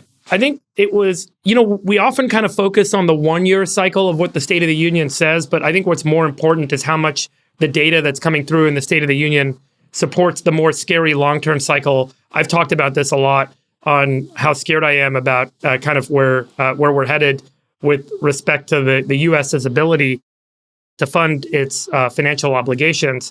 And the scary moment at the State of the Union, besides Biden's inability to kind of articulate much very well, which was honestly a really discouraging sight to see, was, when he talked about where, the Republicans are trying to cut Social Security and Medicare. The U.S. Treasury put out a projection, which I tweeted last week, originally shared on Twitter by Lynn Alden. This is the U.S. Treasury's forecast of debt held by the United States over time. And the assumptions in this forecast are we've got a certain amount of debt today, and we're running Social Security and Medicare forward without cuts. And so what happens as we make these Social Security and Medicare payments and we accrue and pay interest on the debt that we hold today, and we don't change the tax rates in this country, and this is what happens. So it's a runaway kind of debt scenario, and the U.S., by definition, has to default at some point because you cannot tax every dollar of the economy at 100% at some point. And so, there are two ways this can go. The first way is you have to cut back on these major kind of, expense commitments that naturally balloon over time. And that is Social Security and Medicare. And the other one is that you just tax a lot more. And when you tax a lot more, economic growth gets affected, and it makes it really hard to eventually pay off that debt, and the debt continues to spiral. So I think what we saw was, number one, the announcement by Biden, hey, Republicans are the ones who want to cut Social Security and Medicare, and they all screamed and they said, no way, we'll never do that. And a lot of them did interviews afterwards and said it's total BS that Biden would say that, which I think supports what the polls have shown, which is on both sides of the aisle. People do not want to see Social Security and Medicare cut in any way right now. That means you can't, and you guys saw what happened in France, where they pushed back the retirement age by 2 years, and there was effectively riots across the country. I don't know if you guys saw this a few weeks ago. We didn't talk about it, but it was pretty brutal, pretty ugly. And so this is a real cost that's coming bare. It's coming bare in the United States, not just with the publicly funded Social Security and Medicare programs, but also with a lot of the private pensions that are going to need to get bailed out with the same federal money because they're not going to let those things go bankrupt. And that's another $1 trillion plus of liabilities. So, that cost is going to balloon. And the only solution at that point is to introduce massive tax hikes. And so they propose this billionaire tax, this tax on unrecognized capital gains. It is literally, if you keep Social Security and Medicare where they are, and you don't pay down the debt, and you don't grow the economy fast enough, you have to introduce significant tax hikes across corporate and the individual taxpayer base. And so, it really, again, if you zoom out, it really indicates this steepening curve that the U.S. has to climb its way out of. And as you tax more, there's less to invest in the economic growth. The government is a far worse investor in economic growth than the free market. And that means that we can't grow our way out and grow GDP enough to ultimately cover our debt obligations. And this is what Dalio's book that I mentioned in 2021 was so kind of importantly sharing. This is a multi-100-year cycle, and the last couple decades get really nasty. And this chart, which is a forecast from the actual U.S. Treasury, highlights the problem. And the comments made at the Congress, in front of the Congress this week by the President of the United States, indicates how serious of a problem this is going to be because no one wants to cut these major cost obligations that we have coming due. And so, what are you talking about? Sachs, aren't you and the Republicans, you want to cut Medicare and get rid of it? Isn't that what Biden said? You guys want to get rid of it? Okay, what was that kerfuffle about with your, who's the person on your squad who was yelling and screaming out at the President of the United States? Oh, that doesn't matter. That was just sort of But who was screaming at him? I don't know. But let me tell you what happened in the State of the Union is that Biden was basically trying to take a page out of Bill Clinton's playbook. When Bill Clinton lost the midterms in 94, he basically triangulated to the center, and he did two things. He started going for kind of small ball. He started playing small ball politics. It was like school uniforms and things like that were relatively unobjectionable and that regular middle-class people could get behind.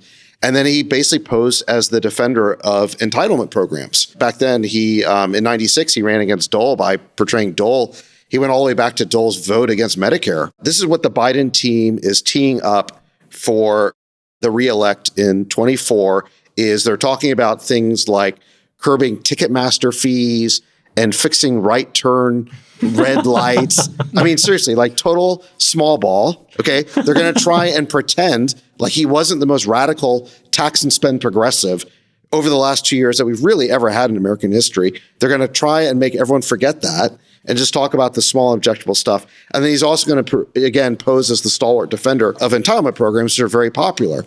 And partly they're doing this. They're already, I think, getting ready for DeSantis on this, because if you read some of the political analysis on this, and Josh Barrow had a good column and Andrew Sullivan had a good column talking about this, that way back when DeSantis was in Congress and he was like a backbencher, he voted for, some Republican budgets, a Paul Ryan budget that had some of this entitlement reform in it. So they're going to try and portray him as against entitlement reform.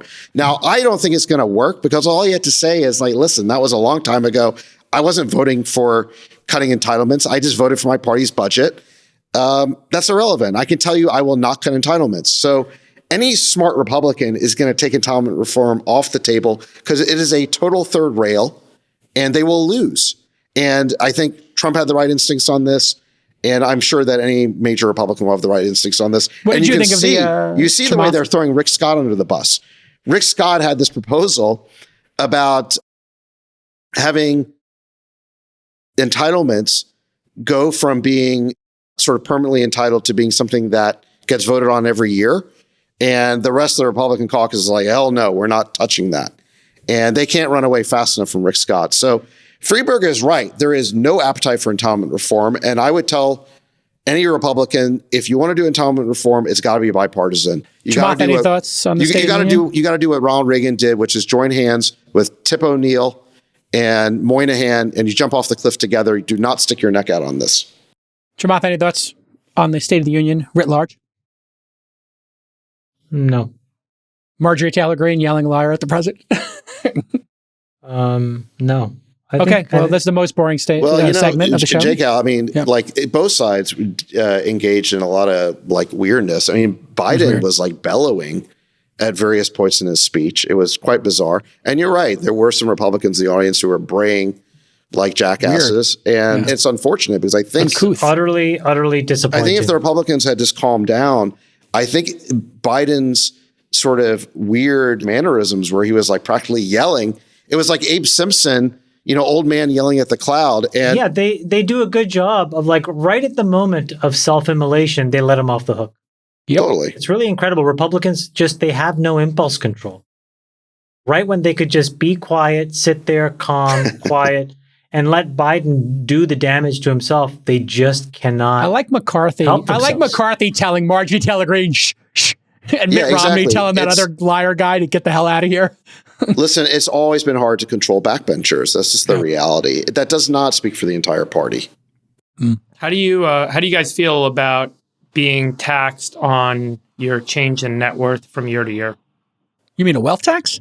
Wealth tax, yeah. If it's for billionaires, totally cool. If it's for centimillionaires or decamillionaires, absolutely off the table. You're cut off. We want those people to grow their wealth and invest. The billionaires, yeah, sure. Is that what you think is coming, Freeberg? Yeah. So hard to execute on. What are you supposed to do? Like, I would love to see a website where you have a piece of yarn.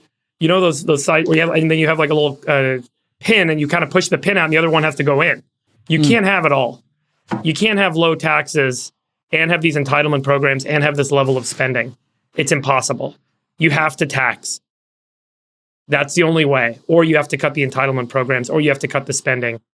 Well, you're right about that, Freeberg, but let me tell you why the American people think it would be ridiculous to cut their entitlements. They've watched as Washington spent $8 trillion on forever wars in the Middle East. They just watched as Biden spent trillions enriching the pharma companies on a fugazi that didn't work. They've just watched as hundreds of billions went to climate special interests of the Democratic Did you just Party. say the vaccine was a fugazi? Well, we talked about that. We don't need to bring it back up. Just say but the point is, they've watched as trillions.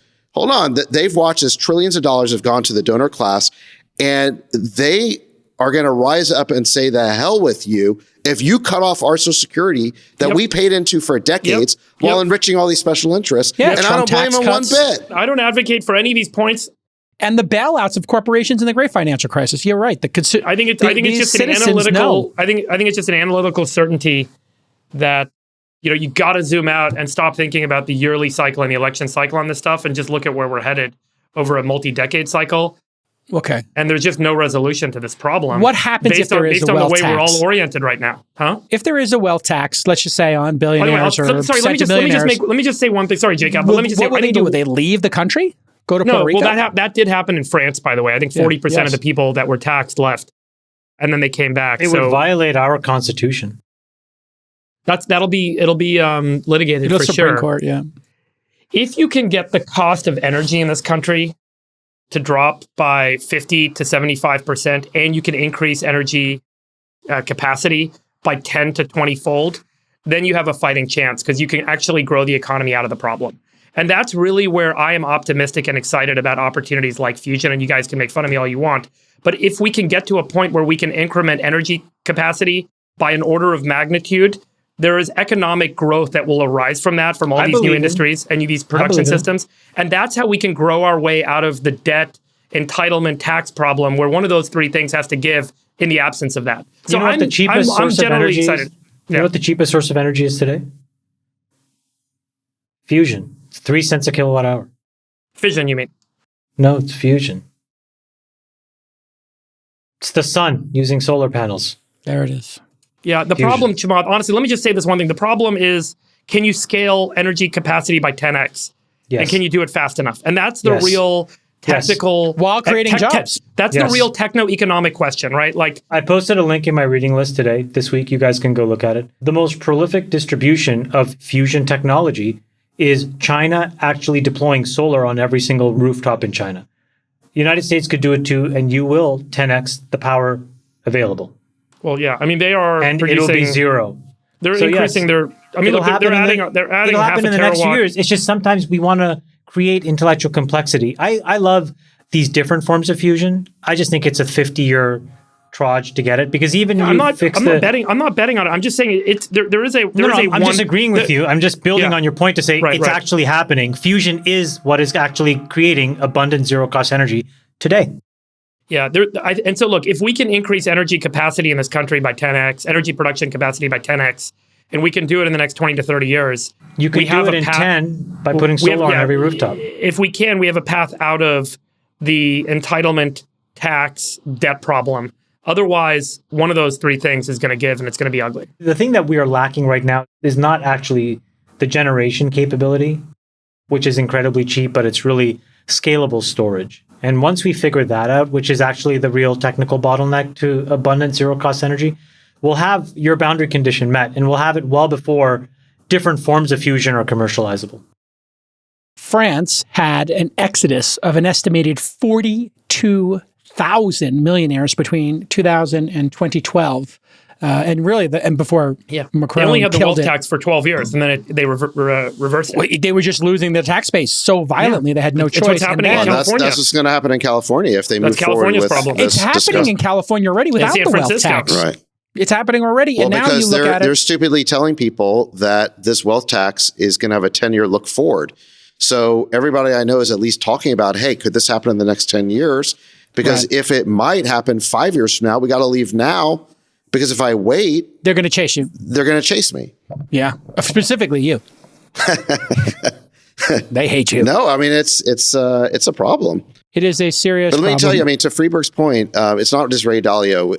The great political satirist P.J. O'Rourke, who died last year, he wrote that American politics is defined by the formula X minus Y equals a big stink, where X is what people want from government, and Y equals what they're willing to pay for government. And that difference is basically the big stink. And the job of politicians is to manage that stink. And the problem is the politicians have not been doing a good job managing it, and they increasingly do a worse job managing it. So yeah, at some point it's going to blow up. Yeah. You guys want to hear a crazy statistic? I was pulling this up the other day. You know what the budget per capita is of the city of San Francisco? So how much the city spends per year divided by the number of people that live in the city? Well, we know it's a couple of $1 billion budget. We know only a couple of $100,000 $13 billion budget. Yeah, and there's 800,000 residents? It's $18,000 per citizen per year. That's how much the city of San Francisco spends. A third of that money, by the way, 30% of it goes to, or 25% goes to public health care. Now, when you look at that $18,000 budget per capita, it is more than every single state of the union on a per capita basis, except Oregon and North Dakota, which have very weird budget. So San Francisco spends more than every other state per capita. It spends more in aggregate than 16 U.S. states. And the federal budget per capita is $15,000. The federal government's budget per capita is $15,000. So San Francisco spends more than 15 states and spends more per capita than every other state except 2, and spends more than the federal government per capita. And I think that really highlights, and you need to tax the base to do that. And now we are seeing San Francisco is the largest population exodus of any city and business exodus of any city in the United States. That is your predictor. That is your predictor of where this goes. Right. Well, and San Miami, Francisco Florida, peaked by contrast, has no state income tax. They just rely on property tax and sales tax, which California has as well. There is a income tax and cap gains tax of 0 in Florida, and they seem to make it work. 880,000 people was the peak in San Francisco, 2018, 2019, 2020. And then in 2021, 815. So 10%. Yeah, some estimates show it's gone even further in 2023. Yeah, some people think it's down to 650 now. I think it is. Hard to track, but yeah. Well, you have a lot of people who owned homes there and maybe owned second homes because, let's face it, it was a well-heeled group of individuals living there. And a lot of them just still have their places, but they've left. And then they're in the process of selling their places. Anyway, the point is increasing the tax rate is a great short-term solution. But over the long term, if that budget per citizen isn't brought in line, there is no way to tax the base enough without causing the tax base to leave. Forget about what anyone's personal opinions are. That's just the economic reality of what happened in France. It's what's happening in San Francisco. There's a lot of great predictors in history of where this has happened. And so something has to give.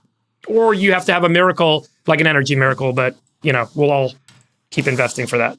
All right, everybody, this has been an amazing, amazing episode of the All In Podcast, 115 episodes for the dictator, Sultan of Science, and for the pacifist, David the Dove Sachs. I am the world's greatest moderator, J. Cal, and we'll see you next time. Bye-bye. Love you, besties. We'll let your winners ride. Rain Man David Sachs. source it to the fans, and they've just gone crazy with it. Love you, Bestie. The queen of quinoa.